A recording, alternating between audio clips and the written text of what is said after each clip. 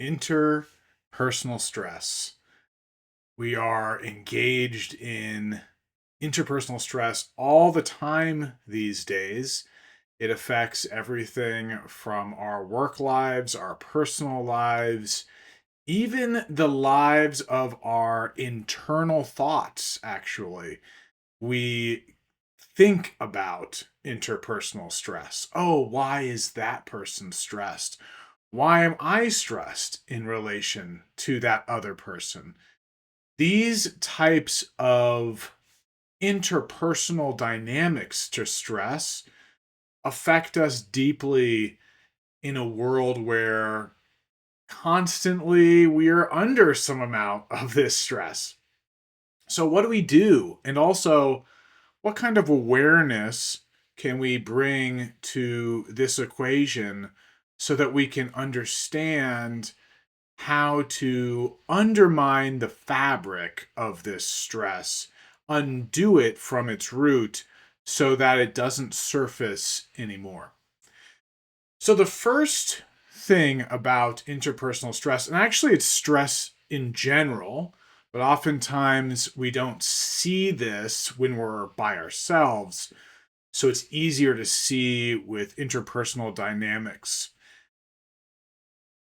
Stress is incredibly contagious.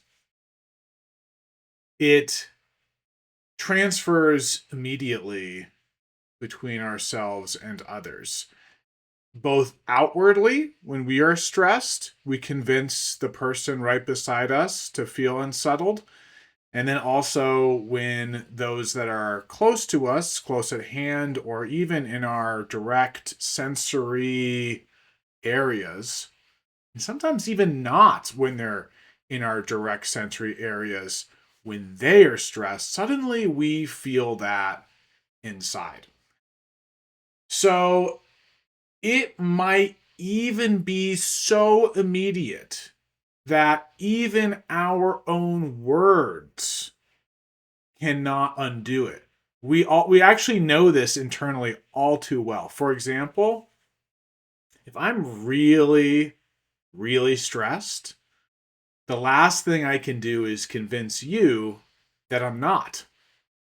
If I'm really stressed, I will wear it all over my face, all over my energetic sound of my speech, my voice, as well as there will just be a general feeling of this heart tension, even if you're just around me. Animals pick up on this. Dogs, cats, we're stressed. They are afraid they might stay away from us. Also, our human friends feel this. So when we are stressed and we say, I'm not stressed, well, guess what? Not very convincing. And I know that is an extreme visual case, but it actually is true even with the subtlest of stresses.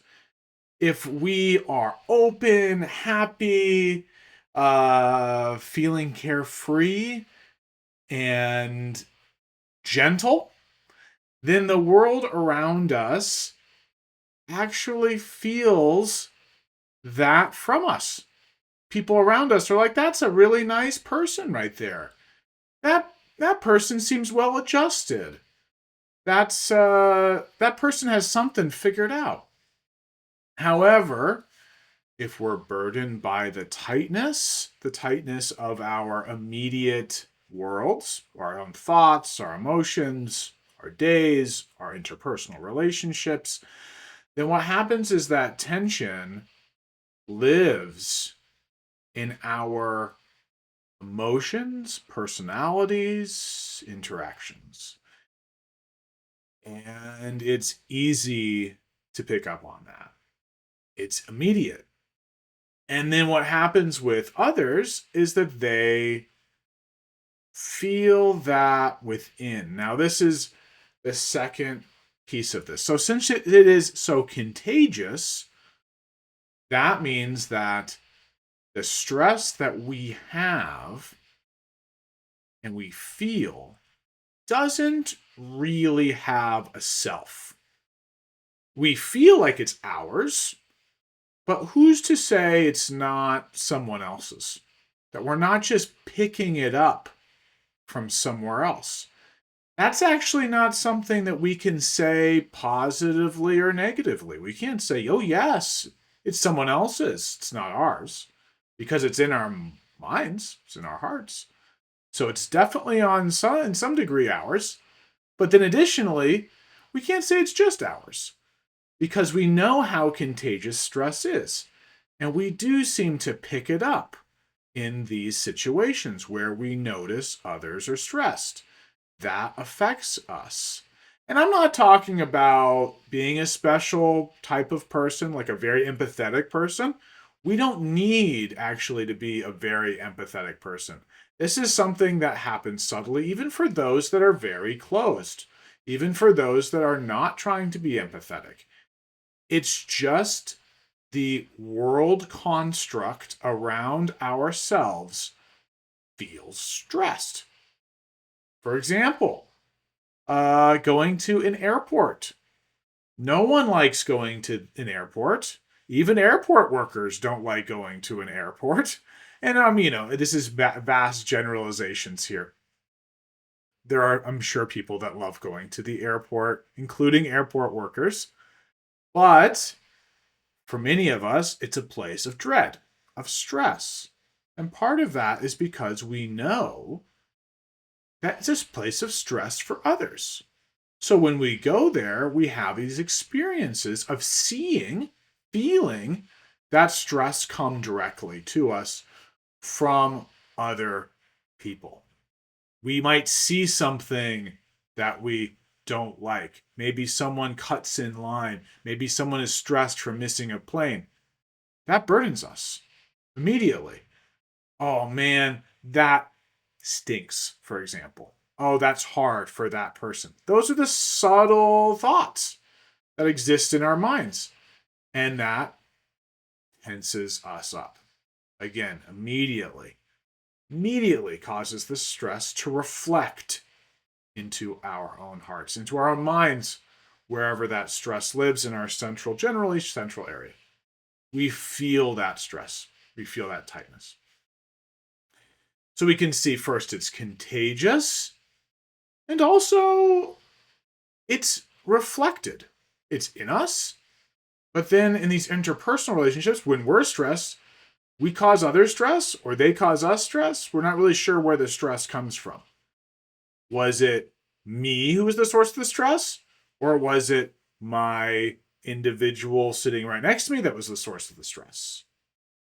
When it comes to interpersonal relationships that are very close, such as family relationships, for example, very close friend relationships, this type of stress is very difficult to pick up on the source. And it's actually impossible. These types of causes and effects are very interrelated. They're intertwined.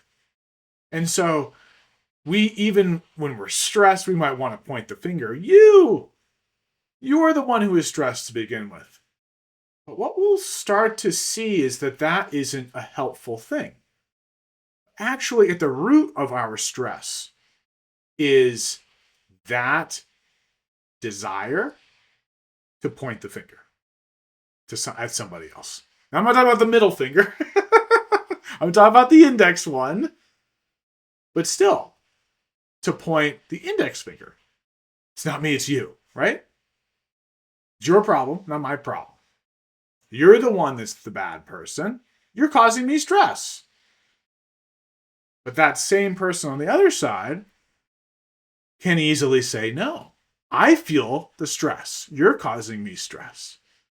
And when you look at arguments, when you look at fights, that's what it is.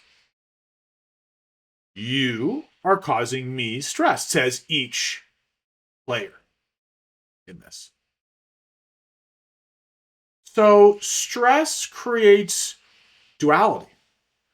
Immediately creates a duality.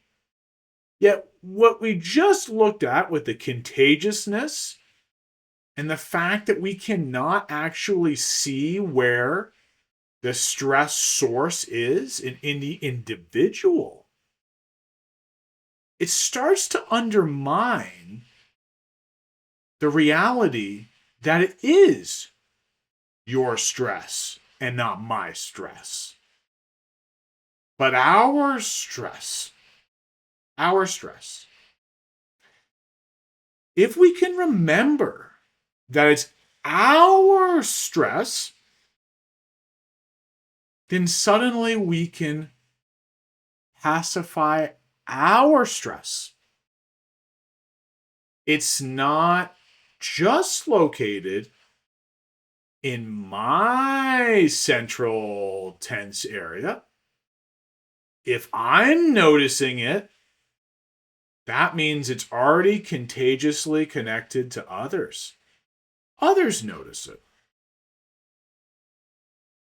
But what we find is no one knows what to do with it. Generally speaking, right? Of course, there are those that do know what to do with it, but many of us do not know what to do with it. So we feel this strong stress inside of our minds. Our first response is to point our index finger at whoever. Why did you make me feel this way? I need you to leave me alone. I need you to do something different than what you're doing. And then on the other side, maybe that person felt that way too. It's not always the person that says, leave me alone, that's the stressed one. First, it's interdependent. Each of these individuals are stressed. So you might have someone that's being very explosive, saying, oh, I'm very stressed. I need something to make me feel better. The other person might be very quiet, and they are feeling the same stress. This stress is mirrored. Again, it's impossible to say whose stress it is. It's our stress. But what we'll find out is that when we're in this place, and what I love about this place is I think you can call it hell, to be honest. I recently was talking to someone about this. It just seems appropriate.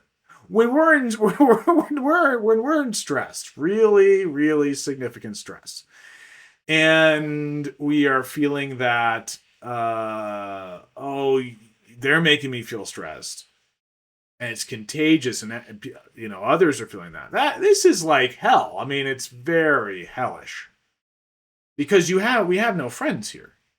Everyone is stressed, so everyone is making others enemies. They're just creating this divide, this duality. It's hard to see that it's not my stress. Leave me alone. It's my stress. I need to deal with my stress. You're not stressed. I'm stressed. Or you're making me stressed, so get the heck out of here. No, it's everyone's stress. Everyone's stress. When we recognize that it's everyone's stress, then the solution cannot be any amount of external dualistic framework response. Now, I know that's a mouthful, but really what this means is no finger pointing, no responsiveness saying it's your fault versus my fault. It's you versus me. That's not going to work because that stress is mirrored. There's no possible way for me to say it's your stress. It's not my stress.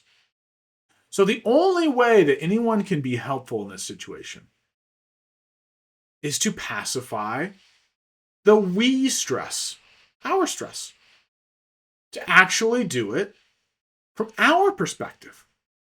So there are external ways to do this, but before we can even engage in an external dialogue with these different people in our lives, we have to cleanse it on ourselves, in ourselves. We have to pacify our stress internally, or else we're going to be doing this. You did this. Oh no, I was stressed and you messed me up. That's not going to be helpful at all. It's just going to continue the building, the tension between these individuals. And before we can say, well, this is our stress, and be the speaker of the our stress, guess what that sounds like if you still haven't pacified it in yourself? I need to be talking on the behalf of us. It just sounds like an ignorant, proud thing to say. Extremely ignorant and extremely proud. Because the stress is still there inside of that person's mind. So it's not like that can be said because the other person, if you say, this is unacceptable, we must be on the same team, the other person says, yeah, but I feel like I want to punch you in the face or whatever it is. I want to argue with you. So you can't take a higher ground. We're stressed. We're at odds, says the other person. So let's go back to the beginning. Contagious? No one's stress. It's no individual stress. Every interpersonal stress, every stress is our stress. But just claiming that it isn't really helpful. Isn't really helpful. Instead, we have to pacify. Now, if we know that this is our stress, it's not mine, it's not yours alone. It's not mine alone, it's not yours alone. It's not maybe the people sitting in the airport. It's not the people in the airports alone. People that have their flights delayed and they're starting to become combative. It's not theirs alone. Combatant number one, combatant number two.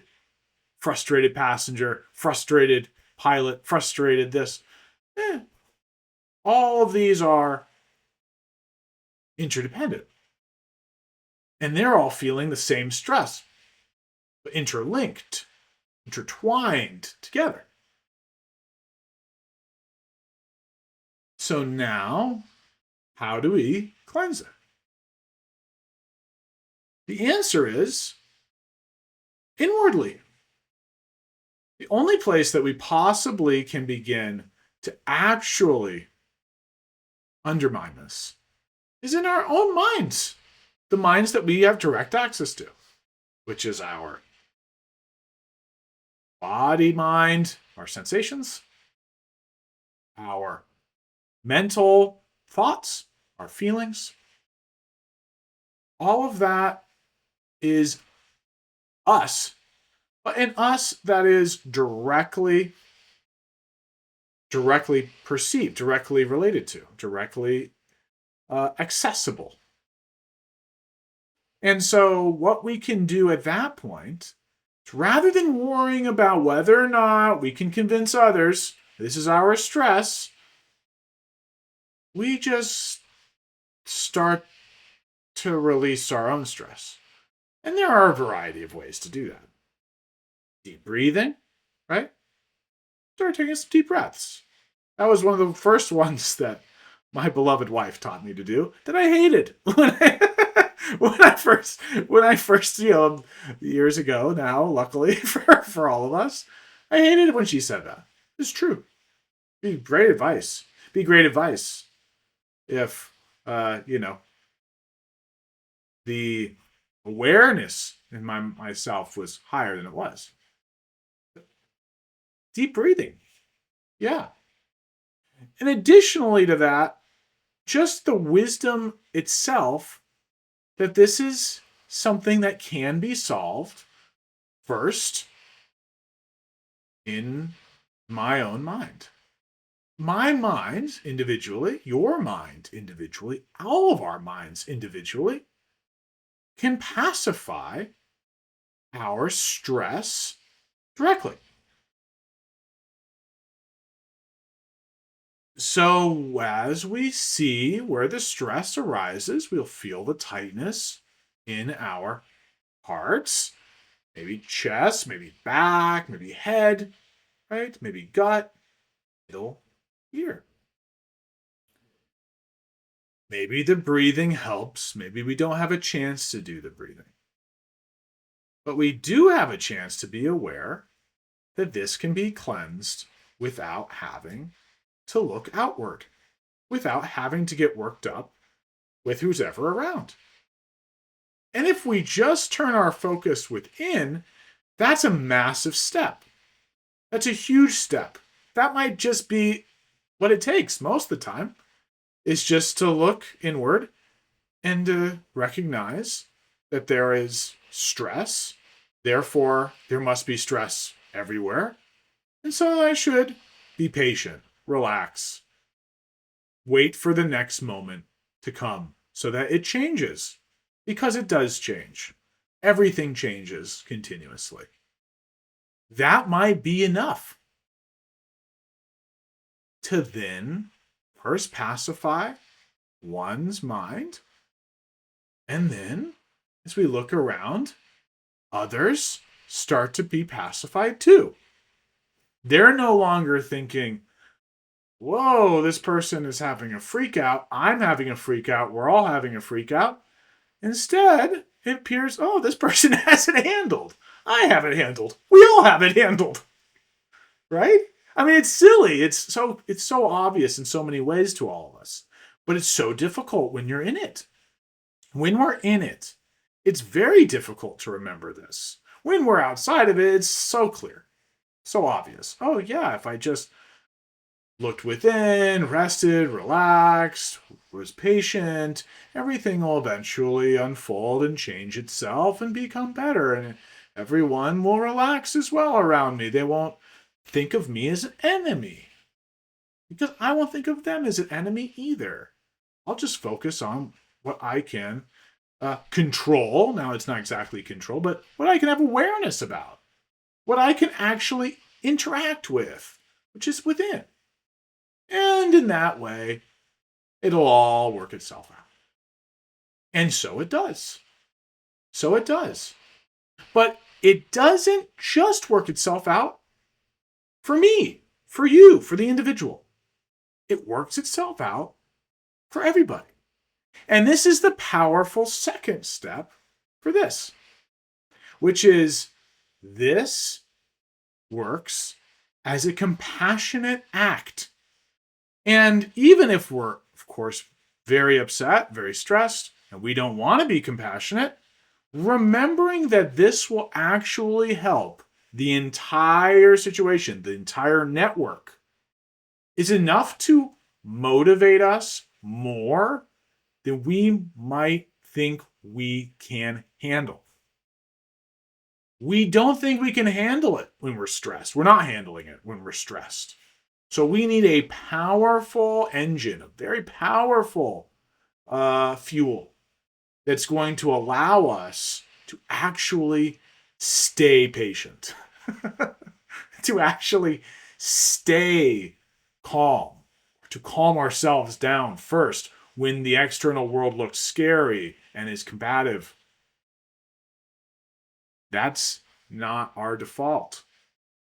But if we integrate it with something that is much higher, like compassion, that this is going to save my family, this is going to save my relationships, this is going to save the world. It will save the world, save your family, save our friends, save our interpersonal relationships, because we will not be combative. And when we look at all of the problems that you have and you look around, you say, okay, why did so and so break up with them? Why did she break up with him? Why did he break up with her? Why did she break up with she? Why did he break up with he? Why did they break up with they? Why did all this happen? Romantic relationships. In addition to romantic relationships, family relationships. Fathers, mothers, children. Why do they hate each other? Because of this. Combat. Stress. It all starts with stress. That person stresses me out. We are stressed. The two of them are stressed. The two of us are stressed. The many of us are stressed. And so that Thanksgiving is hard. That holiday is difficult. Comes playing in the mind. And people don't want to do that anymore. Why am I doing that to myself? We think. No one is taking responsibility for this mind, for this stress. But if we all begin to do this, just a little bit, little by little, then it will alleviate the stress. If everyone is working together to alleviate the stress, that stress is gone like this, right? And we know this. If you have people that really love each other and who have good rapport and don't get violent against don't get violence against each other all the time, then what happens is a little bit of stress reduction is easy. It's easy. It might be a little bit of stress, and it's easy to reduce the stress because one is patient, and then everyone is patient. And if everyone's doing that together, because they all love each other and trying to, make it easy on everyone else, then it is a very strong group. A very strong group. However, when we have the opposite of that, which is what a lot of time we live in nowadays, then actually the group or the interpersonal relationship, the direct relationship, starts to break. It breaks.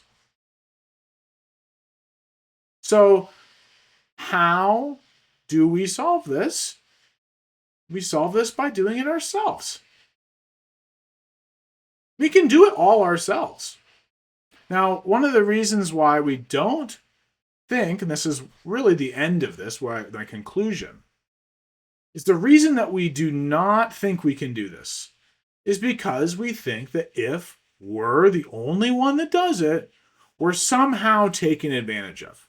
The other person's going to win. Oh, if I pacify my own mind, if I relax, they win the argument. Actually, that's the opposite. They don't win the argument. They look foolish. Someone who's fighting against someone who is relaxed and who has absolutely no problem looks extremely confident. But a person who fights and fights and fights against that person looks extremely foolish and weak. So it's really, really the opposite, even from that perspective, which is kind of like a Machiavellian perspective. It's kind of a selfish perspective that I wouldn't really urge anyone to take. But even from that perspective, just logically, it's a pretty terrible idea to keep on being combative with other people. It's a really good idea instead to manage one's own emotions and pacify one's mind when there's stress, and then help others after you're stressed. Because if you do that, others will be fully convinced, oh, look, that person's not stressed, for example. Oh, wow, I usually get stressed at this time of year or this event. That person's over there is not stressed because that person is doing this, looking inside and releasing the tension by relaxing and continuing to be patient, having compassion, thinking, oh, this is going to be a good idea as long as I just keep calm, patient, and it will be okay for everybody. It'll be better for everybody. That person, to people that are stressed, it's the kind of person that they want to be around for stability. It's the kind of person that they are happy to be around, that make them feel safe. And that's what we all want to feel. We all want to feel safe. So if we each do this, the people in our lives that are stressed, who aren't feeling safe, that's really pretty much it with stress, aren't feeling safe, will start to feel safer. Now, we will also feel safer without any reliance on anyone else, because we will be practicing releasing our feelings of worry, concern, instability, not feeling safe, by being patient, calm, and loving. And in so doing, the next moment will come and we will gain a stronger hold that this practice works. It takes time. As I said at the beginning of this, my wife told me many years ago, but not that long ago in the grand scheme of things, actually, which is a real indication that this works well. Not that long ago, she said, you usually should do some deep breathing when you're stressed. And I hated that. That she said that, because I wanted to be stressed. I was like, oh, I feel righteous about being stressed, and I just don't know why you make me so stressed. Right? But what happens is, if we practice this, eventually it will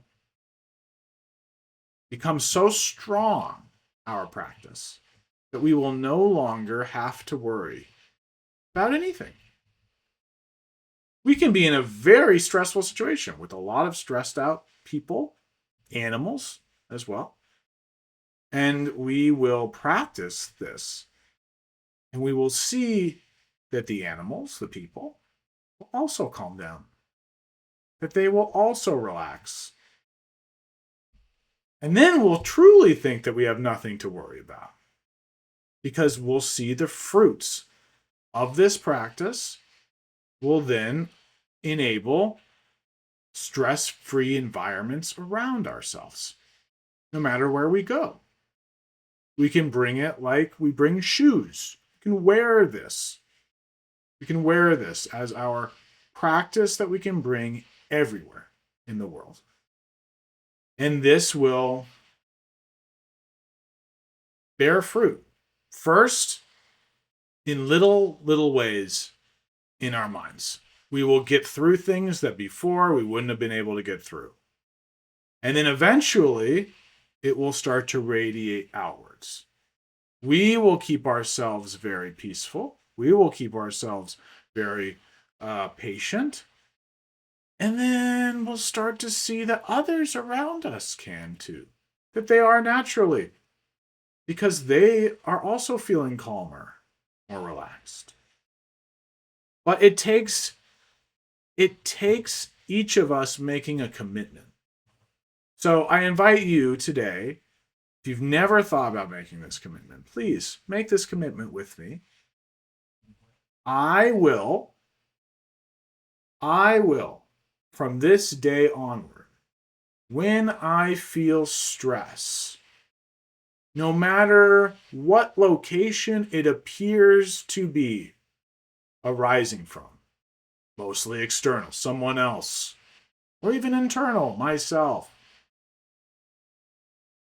No matter the source that this stress looks like it's appearing from, I am not going to fight those around me to solve that stress. Instead, first, I'm going to acknowledge that this is not only my stress. This is our stress. This is greater than me.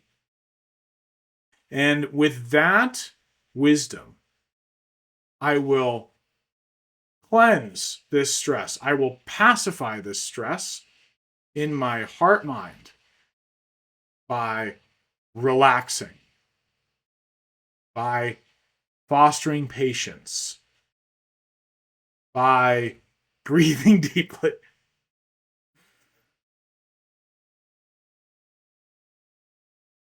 and waiting for the signs of this stress to dissolve.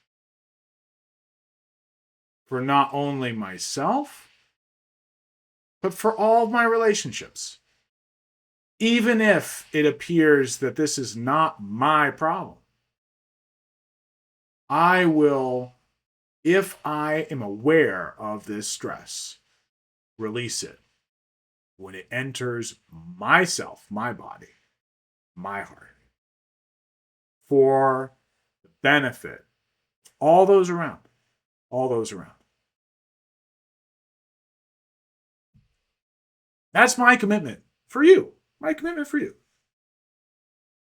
I commit to that fully, 100%. I have become extremely confident in this practice. I know this practice works really well. It works really well. It makes life a million times better than it was before I knew about this practice, before I was taught this practice, before I had any idea. My life was much harder. I got in much more stressed out situations, and I felt much more antagonistic with my family members, my friends, those around me. With this practice, I feel much more connected, much more at ease, much more in love as well with those around me. And because of that, I am happier. And so I'm sharing this directly with you because it's not too complicated. It's not too difficult. It takes a bit of confidence. It's hardest at the beginning, like all of this. It's hardest at the beginning. Because at the beginning, there's not going to be a lot of signs of it working. But if you trust this teaching, you listen to this teaching again, you consider it, makes sense, it's true, then keep going. Because this practice can change your whole life. This practice can change your family. This practice can change your marriage. This practice can give you all you need for a happy life on earth. And that's saying something. I didn't come up with it. Let's put it that way. This isn't my practice. This is just an amalgamation of practices that are found in most spiritual traditions. In this case, I'm using kind of maybe some Buddhist terminology. This is not something I just came up with. This is actually very connected to the nature of reality, which is it's truly non-dual. It's not about me. It's not about you. It's not about me versus you. It's about us. And that said, the only thing that we can change first is me. The only thing you can change first is you. And then you can look confidently at someone and say, it's us. Don't you remember? It's us. It's us. Because you won't feel stressed when you say it. When you say, oh, it's us. Don't worry. You don't have to be stressed. I got you. You're with me now. You can't say that when you're stressed. You can't give a helping hand when you're stressed. But if you've pacified your stress by relaxing, by looking into your heart, recognizing that things are impermanent, moving, eventually get better, taking some deep breaths, relaxing at ease. And then you can grab someone's hand and say, don't worry about it. Don't worry. I got you. I'm your friend. No matter how stressed you'll be, I'll never leave. What do we all want to hear? For a long time, I believed that maybe I would meet somebody, right? That's what we all think. Oh, maybe I'm going to meet somebody that's going to do that for me. That's what we hope. We want that to be our wives, our husbands, our neighbors, our friends, our parents, our siblings. We want them to be that. That's the wrong answer. If you want anyone else to be this, you have to be it. It's messed up. It's messed up, I'll tell you. That took me a long time to get over that. It's sad. You know, I deserve it. I don't want to be the first one. You think? We're not the first, though. There's many, many, many who've come before us with this realization. Said, okay, enough is enough. I'll be the one that relaxes for everybody. It's not that hard in the grand scheme of things. It takes a little time. Not that hard. Not that hard. And then everything is much better. Everything is much better. So try it out. Try it out. Ask your questions. I am here if things go haywire and you feel like it's not working. I'll talk. We'll talk. We'll communicate. We'll make sure that we find something that can make you feel like you're releasing. You know, sometimes it's hard to relax. I hope something in these words has given you some blessings. That you directly see what I'm saying in your own heart. And that the wisdom can permeate your life and benefit all your relationships, no matter how, in whatever kind of way at the beginning. It can be a very small way in the beginning. But that small way gives rise to bigger and bigger and bigger ways. Until your life is completely perfected. That is my aspiration for each one of you. Love and blessings to all of you in the heart of the universe. Be well.